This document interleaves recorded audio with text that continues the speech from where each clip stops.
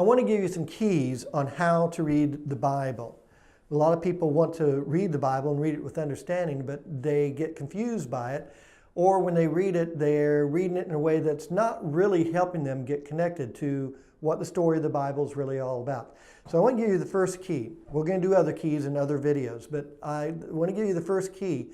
And this first key I consider to be the most important of all the keys. And that key is simply this: that the Bible story is His story, not your story.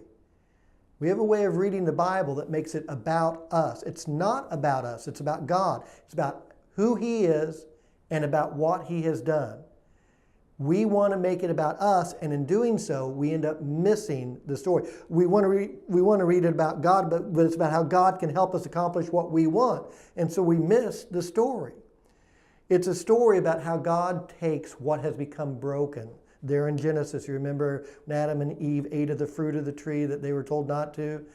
In doing so, they're really saying we want to be the central characters to the story, and that plays out in our life and has for all of human history. We make life about us, and we continue to do that even in our religion, even in our faith. Even often after we become Christians, we simply end up using things to still be about us. When we do so, we're missing out on what the Christian faith is really all about, and we misunderstand how to read the Bible. So the story is about how God takes what has become broken and how He restores it. We weren't made for hate, we were made for love. We weren't made for selfishness, we were made to help watch out for each other. We weren't made for despair, we were made for hope. We weren't made for insecurity, we were made for security.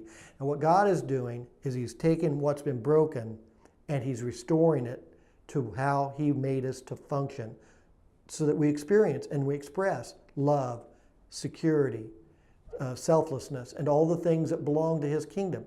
And the way He does it is, because things became broken when we broke our relationship with Him, it's a story about how He brings us back into relationship with Himself. It's a relational story. And it's a story about who He is and what He has done. And that's how we need to read it if we're going to understand the story of the Bible. The Bible's not a problem-solving guide, even though we discover things that do address our problems. It is a relational story about who God is and what He has done. And while the story certainly does involve us, it's not about us. So what I'm saying to you is, don't make the story about what God can do to accomplish what you want in life. Rather, get to know Him. Develop your love for Him.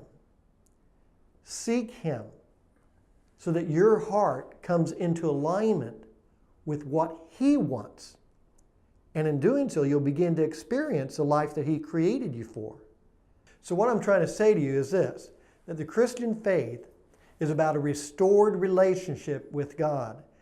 And it functions on relational dynamics.